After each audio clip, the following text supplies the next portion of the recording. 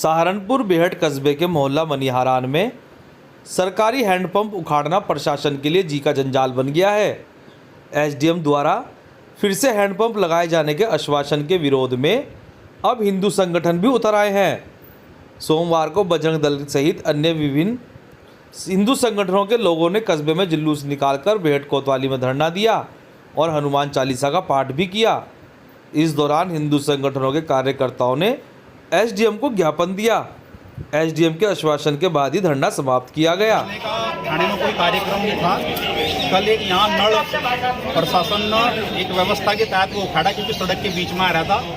प्रशासन ने वो उखाड़ दिया और यहाँ के कुछ लोगों ने धरना, प्रशासन को दबाव देने के लिए यहाँ धरना दिया था कि प्रशासन हमारे दबाव में होगा, पुनः नल यहाँ लग जाएगा। तो हम केवल एक ज्ञापन देने के लिए कि वो नल वहाँ व्यवस्था को खराब कर रहा था, वो सड़क के बीच में था, वो नल उखाड़ दिया तो आपने ठीक किया। केवल ज्ञापन देने के लिए हम आए थे। हमारा कोई थाने में धरना देने का या कोई हमारा यहाँ औचित्य नहीं था। एसडीएम साहब ने हमारा ज्ञापन ले लिया, मुझको अपना एक पाठ पढ़ा गया है। हाँ, तो एसडीएम साहब आ रहे थे इतना और बैठे हुए क्या करते। जैसे दूसरे लोगों का कहना है कि नल जो है 40 साल पुराना था, पहले कभी जो है यदि सड़क के बीच में आ रहा है, यदि वो 1000 साल पुराना था, सड़क की व्यवस्था को खराब कर रहा है, तो क्यों नहीं खड़ा जाएगा वो। अब आपको एसडीएम साहब की तरफ से क्या आश्वासन मिला? हाँ, एसडीएम साहब ने कहा कि व्यवस्था खराब कर रहा था और शांतिपूर्ण तरीके से नल उखड़ गया तो उखड़ गया, हम अपना वापिस ले आ रहे शांतिपूर्ण तरीके से। ठीक है।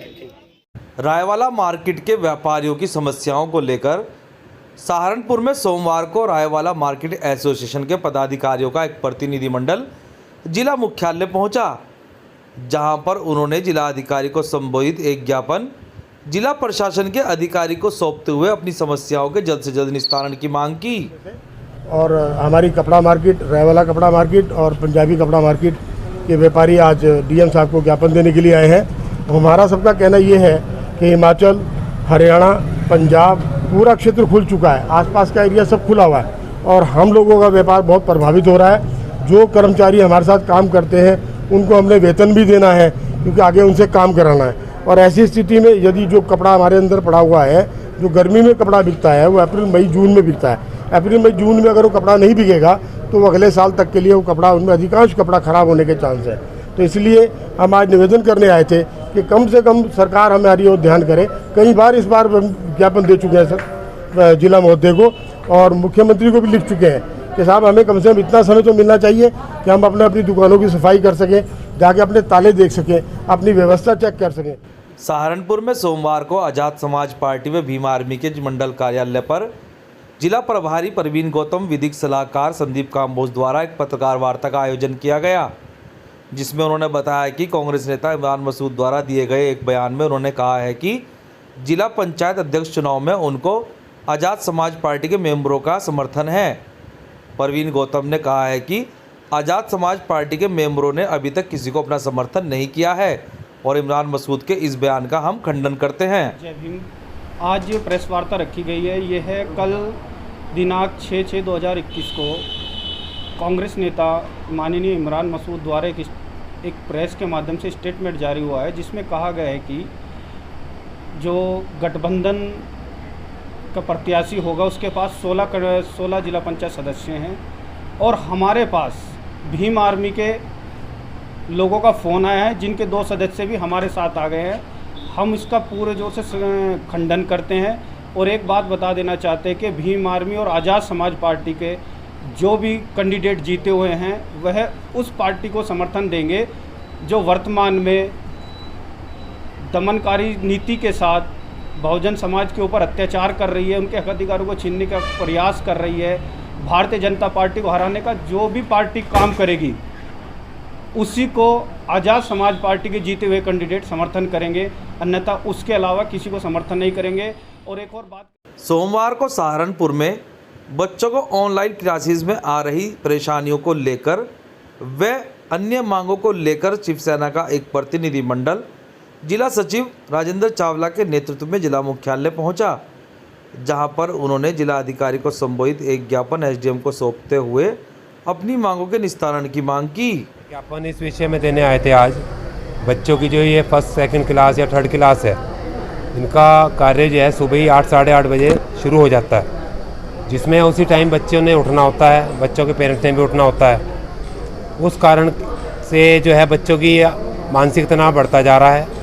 हम प्रशासन से ये कहते हैं कि भले क्लास भी बंद ना हो, एक तो सिलेबस कम हो, दूसरा ये क्या कहते हैं कि इसमें सिलेबस तो कम हो ही, बच्चों को थोड़ा टाइम दिया जाए और जो क्लास है वो कम से कम टाइम की हो, जिससे उनका मानसिक तनाव ना बढ़े। और आगे सहारनपुर देवबंद तहसील के ग्राम मानकी में ग्राम प्रधान साजिदा बेगम ने अपने गांव वासियों को कोविड-19 के प्रकोप से बचाने के लिए कोरोना वैक्सीनेशन शिविर लगवाया, जिसमें भारी संख्या में ग्राम वासियों को कोविड वैक्सीन के टीके लगाए गए। इस दौरान प्रधानपति मामूर हसन ने स्वास्थ्य विभाग द्वारा आई हुई टीम का आभार व्यक्त किया।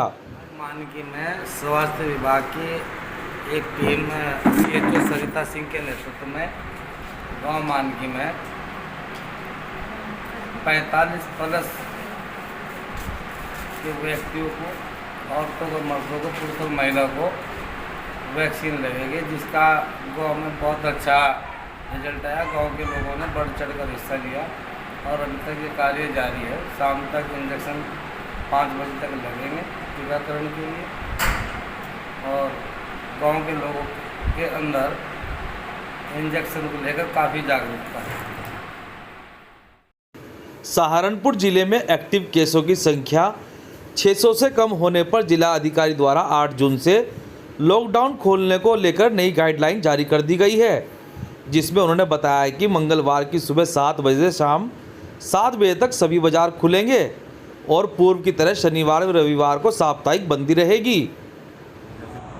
देखिए, चूँकि अब जनपद सहारनपुर में जो है कोविड के एक्टिव केसेस की संख्या इस समय लगभग 500 है, तो चूँकि 600 के नीचे फिगर है, तो इसलिए कल प्रातः जो से 7 बजे से शाम को 7 बजे तक सभी मार्केट्स खुलेंगी।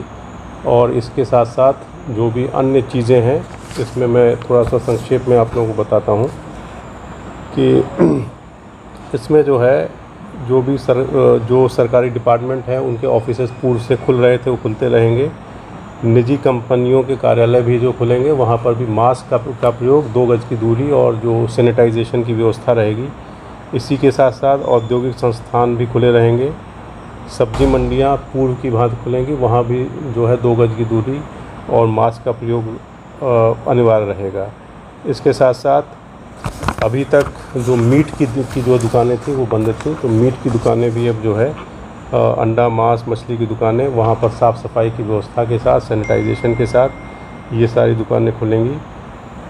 और बाकी सब चीज़ें तो यहाँ भी खुल रही थी, पहले भी गेहूं क्रय केंद्र था, खाद की दुकानें थी, राशन की दुकानें थी, ये सब पहले खुल रही थी। तो मुख्य रूप से क्योंकि अब जनपद में 600 के नीचे केस हैं इस समय कोरोना के एक्टिव केसेस, इसलिए जो भी बाज़ार थी वो सारी बाज़ार जो है सप्ताह में 5 दिन, सोमवार से लेकर प्रातः सोमवार से लेकर और शुक्रवार तक, ये सुबह 7 बजे से लेकर शाम को 7 बजे तक खुलेंगी।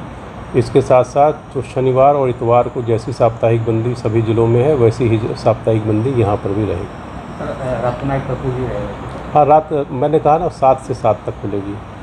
7 बजे नहीं, अभी तो मतलब पूरा बाज़ार खुलेगा, फिर हम लोग देखेंगे। पर जो व्यवस्था, जैसे जो थोक की मंडियाँ हैं, जैसे मोरगंज है या दवाई की थोक की मंडी किशनपुरा है, वहाँ पर अभी तक हम लोगों ने जो व्यवस्था पूर्व में बना रखी थी वो व्यवस्था जो है चलती रहेगी, क्योंकि वो हम लोगों ने जो भी व्यवस्था बनाई थी इस दृष्टि से बनाई थी कि वहाँ भीड़ भाड़ काफ़ी, वो कंजेस्टेड एरिया है, भीड़ भाड़ वहाँ पर ना हो। तो जहाँ भीड़ भाड़ की दृष्टि से जो हम लोगों ने पूर्व में व्यवस्था बनाई है वो व्यवस्था चलती रहेगी। केवल जो बाज़ार जो बंद थी वो बाज़ार सुबह 7 बजे से लेकर शाम को 7 बजे तक खुलेंगे।